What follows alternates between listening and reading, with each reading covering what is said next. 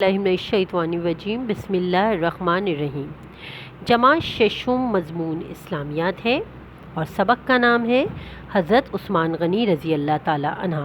عنوان ہے بلند خوانی اور میں ہوں آپ کی اسلامیات کی ٹیچر مس شمائلہ طالب۔ آج ہم سبق حضرت عثمان غنی رضی اللہ تعالی عنہ کی بلند خوانی کریں گے اور جانتے ہیں کہ اس سبق میں ہمیں کیا کیا معلومات دی جا رہی ہیں۔ میری آسان اسلامیات برائے جماعت ششم، یہ آپ کی کتاب ہے اسلامیات کی، جس سے ہم حضرت عثمان غنی رضی اللہ تعالیٰ عنہ سبق کی بلند خوانی کریں گے۔ باب پنجم، ہدایت کے سرچشمے مشاہیر اسلام حضرت عثمان غنی رضی اللہ تعالیٰ عنہ۔ جی ہاں، آپ کا اسم گرامی عثمان تھا اور والد کا نام عفان ہے۔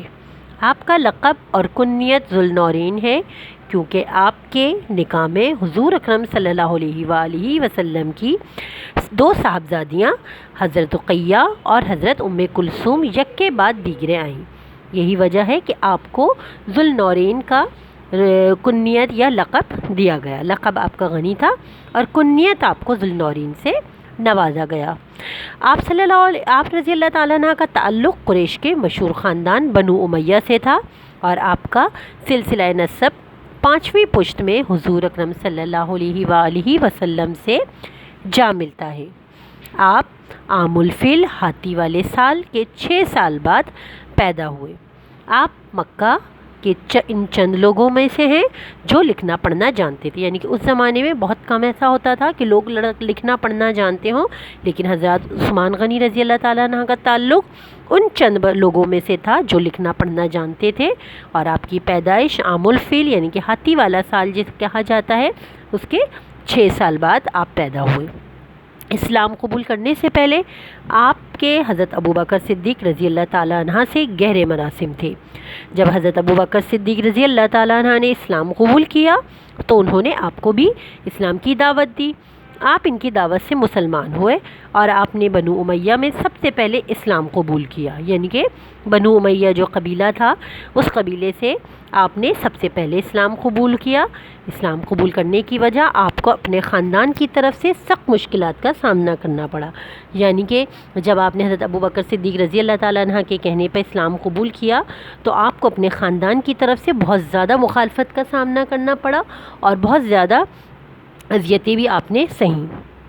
خدمات، حضرت عثمان غنی کی خدمات قابل ذکر ہیں۔ حضرت عثمان غنی نے اسلام کے لیے بے پناہ خدمات سر انجام دی ہیں۔ آپ رضی اللہ تعالیٰ عنہ ان لوگوں میں سے ہیں جنہوں نے اپنا دین بچانے کے لیے حبشہ کی طرف ہجرت کی تھی اور پھر بعد میں مدینہ منورہ کی طرف ہجرت کی، اور مواخات مدینہ کے وقت حضور اکرم صلی اللہ علیہ وآلہ وسلم نے حضرت اوس بن ثابت رضی اللہ تعالیٰ عنہ کو آپ کا بھائی بنا دیا تھا۔ حضرت عثمان غنی رضی اللہ تعالیٰ عنہ بہت دولت مند تھے، لیکن آپ رضی اللہ تعالیٰ عنہ نے اپنی دولت اسلام کی خدمت کے لیے وقف کر دی تھی، جس کی وجہ کئی مواقع پر حضور اکرم صلی اللہ علیہ وسلم نے آپ کو جنتی ہونے کی بشارت دی، یعنی کہ آپ اتنے غنی تھے، اپنی مال و دولت کی آپ نے کبھی پرواہ نہیں کی تھی اور ہمیشہ اسلام کے لیے اپنی مال و دولت کو پیش کرنے میں ہمیشہ پیش رہے تھے۔ یہی وجہ تھی کہ ہمارے پیارے نبی صلی اللہ علیہ وسلم نے آپ کو جنتی ہونے کی بے انتہا بشارت دی، یعنی کہ کافی دفعہ آپ کو کئی مواقع پر ان کو جنتی ہونے کی بشارت دی گئی۔ سب سے مشہور واقعہ ہے آپ نے کنواں خرید کر مسلمانوں کی خدمت کے لیے وقف کر دیا تھا۔ مسجد نبوی صلی اللہ علیہ وسلم کی توسیع کے وقت آپ نے اپنا مال راہ خدا میں لٹایا، یعنی کہ بیش بہا آپ نے اس میں خدمات انجام دیں۔ آپ نے تمام غزوات میں اپنی خدمات پیش کی اور صلح حدیبیہ کے موقع پر مسلمانوں کی طرف سے قریش کے پاس سفیر بن کر گئے، یعنی کہ آپ نے خدمات پیش کی کہ میں قریش کے پاس سفیر بن کر میں خود جاؤں گا۔ آپ کی دور خلافت میں حضرت عثمان غنی رضی اللہ تعالیٰ عنہ حضرت عمر رضی اللہ تعالیٰ عنہ کی شہادت کے بعد خلیفہ بنے، یعنی کہ جب حضرت عمر فاروق رضی اللہ تعالیٰ عنہ شہید ہو گئے اس کے بعد حضرت عثمان غنی رضی اللہ تعالیٰ عنہ کا دور خلافت شروع ہوا اور آپ جب خلیفہ بنے۔ آپ کے دور خلافت میں بہت زیادہ فتوحات ہوئیں اور اسلامی مملکت کی سرحدیں اسپین، چین اور ہندوستان سے جا ملیں۔ آپ کے عہد میں افریقہ، تیونس، الجزائر اور مراکش فتح ہوئے۔ آپ کے عہد خلافت میں بحری بیڑے کا قیام عمل میں آیا، بہت سی فوجی اصلاحات ہوئیں، فوجیوں کی تنخواہوں میں اضافہ ہوا اور فوج کو مضبوط بنایا گیا۔ آپ کے عہد خلافت میں رفع عامہ کے بہت سے تعمیرات میں بہت اضافہ ہوا، کشادہ سڑکیں اور مسافر خانے بنائے گئے، اور آپ نے ایک بہت بڑا کارنامہ جو سب سے پہلے انجام دیا تھا کہ لوگوں کو قرآن مجید کی ایک قرأت پر اکٹھا کیا، اس لیے آپ کا لقب جامع القرآن بھی ہے، یعنی کہ آپ نے ہی سب سے پہلے قرآن الکریم کی قرأت جو یعنی کہ ایک طرح سے جو قرأت ہوتے ہیں اس پر اکٹھا کیا، اس پر راضی کیا، اسی لیے یہی وجہ ہے کہ آپ کو جامع القرآن بھی کہا جاتا ہے۔ سیرت و کردار، حضرت عثمان غنی کی سیرت و کردار کے بارے میں اب ہم جانیں گے کہ آپ کس طرح کے کردار کے مالک تھے۔ حضرت عثمان غنی رضی اللہ تعالیٰ عنہ بہت نرم مزاج اور بردبار تھے۔ آپ رضی اللہ تعالیٰ عنہ کو قرآن مجید سے بے پناہ محبت تھی۔ آپ قرآن مجید کے حافظ بھی تھے، یعنی کہ آپ اس زمانے میں قرآن پاک کے حافظ ہوئے۔ آپ خوف خدا سے اکثر روتے رہتے اور قبروں کو دیکھ کر اتنا روتے کہ آپ کی داڑھی آنسوؤں سے تر ہو جاتی۔ آپ رضی اللہ تعالیٰ عنہ کو حضور اکرم صلی اللہ علیہ وسلم کے فرمان کے مطابق فرشتے بھی آپ سے حیا کرتے تھے، یعنی کہ آپ اتنے زیادہ حیا والے تھے۔ آپ حضور اکرم صلی اللہ علیہ وسلم کی ذات سے بے پناہ محبت کرتے تھے، یعنی کہ آپ کو ہمارے پیارے نبی سے بے پناہ محبت تھی۔ اتباع سنت آپ کی زندگی کا معمول رہا، اور آپ شرم و حیا کے پیکر تھے، یعنی کہ آپ کے شرم و حیا کا اندازہ اس سے بھی اندازہ لگایا جاتا ہے کہ فرشتے بھی آپ سے حیا کرتے تھے۔ گھر میں کئی غلام اور خادم موجود تھے، لیکن آپ اپنا کام خود کرنے میں کوئی آر نہ سمجھتے تھے۔ فیاضی اور ثقافت آپ کے مزاج میں کوٹ کوٹ کر بھری ہوئی تھی۔